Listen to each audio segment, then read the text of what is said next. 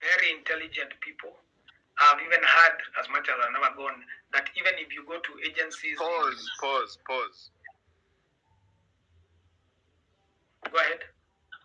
No, I just said pause on that one. Anyway, go ahead, bro. I don't think you understand. I don't think you understood the joke, so yeah. Oh, okay. Then that one went over my head. So, because me, I had pause. I was like, am I saying something that is not true and you're about to correct me? So I was stopping you correct. So my point is, human resource unquestionable, that we are very intelligent. Unfortunately, even if they kill our girls in Saudi Arabia and our workers and all those places, they actually usually say, can I get a Kenyan worker? Agencies are always, Kenyans are on demand because of our, tumezoea to work hard. So, number one, we have that intelligence. We are usually very friendly people. Unfortunately, before tumekuwa tukijichukia, lakini tunapenda wageni, lakini we are very loving people. People appreciate that. We have a lot of mineral resources.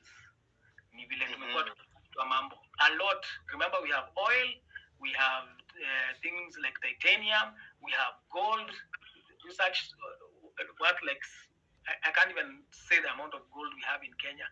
And let's talk about precious stones. You can't count those.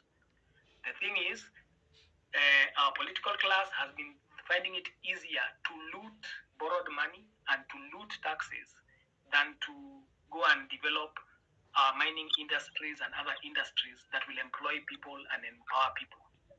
Okay? So we have mineral resources, mostly untapped, and the ones that are being tapped are owned by companies. You can be sure the dynasties are the hidden owners somewhere abroad. So one of the things... let's get to the points. Let's get to the points, man.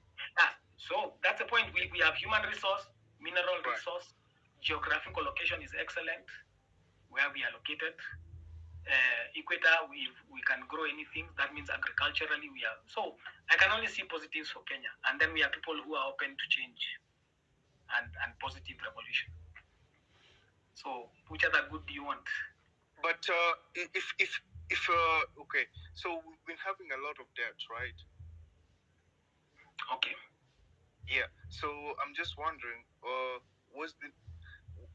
how does it affect whatever we're trying to do? Now debt was accumulated by guys who we don't know, especially to the different departments that you were talking about. You know, we're talking about agriculture. You're talking about agriculture mainly, basically. So, like, what's our debt in agriculture? Which area do you? No. I'm just saying because I think everything at the end of the day it gets compounded. Like everything comes like we're summing it up, right? Okay. Now, if we are talking of national debt, that one already, there's been a lot of... One of the reasons people have been pushing for a proper audit is because people are not... We don't even know. We are just being told you owe, and we are paying, but we know it's being stolen, isn't it? Okay. So number one, we need to get that final... I can't just tell you, you owe me money, pay me. How much do you owe me? When did I lend you money? There has to be something that is very clear. This is exactly how much I borrowed. And, okay, this is where, once I know how much I borrowed, we people who have borrowed, because it's Kenya that borrowed, we say, where did the money go? We need to see, because it went into KRA sooner, or the treasury. We want the treasury systems to whatever. But anyway, national debt. So first of all, can we confirm how much we owe, or if we don't owe it? Because this says, there are people saying we don't owe anything. There are people who are saying we owe this much. So first of all, we get the truth of the fact of the matter. How much exactly does Kenya owe? So that we decide, are we going to restructure it, or what are we going to do? Then, number two, because we are not tapping into our mineral resources, we come up with a plan. Because we are, the stupid way, how China traps Africa is this. They lend you money to build a road or roads. Then you sell them rights to mine your gold to pay themselves back. Are you mad? Because they are mining gold. 1 kilo of gold is worth so much more than the money they lent you. And even they didn't lend you money. What they do is they tell you, we are lending you money, and that money is paying for our workers to come build your road. There are even times they sell you their own cement. Cement inakuja kutengeneza na muna cement kwenye. So we just get smart, man. How much do we owe? Now, this is our plan to pay. We say how are we going to pay all that, you know? How are we going to pay all that? Because if the systems are not working, so how are we going to make sure we pay the debt and we finish the debt? That is why I've told you our priority number one is this. Let's make the systems. Let's have, even in the registrar of companies, we say as Kenyans, you cannot own a company in secret. We don't care what they do abroad, but in Kenya, there'll be no secret company. So when you tell us Tulo Oil, if Tulo is going to do oil in Kenya, we must know all the owners, all of them. And even we, the people, can say, we do not accept with the agreement you entered.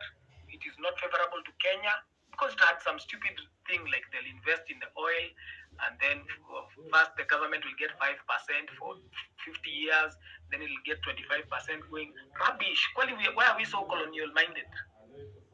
Once we discover oil in Africa, because that's how they tuned. Exactly. That's how they tuned a lot of Kenyans. Yeah, that's how they tuned a lot of actually Kenyans. Africans, not just Kenyans. So the point is, think about it this way: if this would have been the wise way to go about it, you discover oil in Kenya. You tell yourself, we've not been an oil-producing nation since 1963. So instead of calling Wazungus to come extract the oil and give them rights, let's invest in the best Kenyan engineering students to learn how to do this oil. Let them go to Saudi Arabia. Let them go to wherever oil is drilled. They go and learn.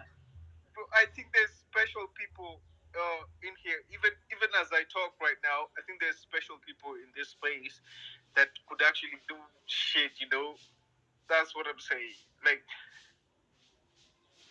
exactly. Why are we in a hurry? And usually the as we speak right now, let me bring this to your attention. That as we speak right now, we have tuko na watu wengi sana wenye wako Korea. They have done petroleum engineering ya oil.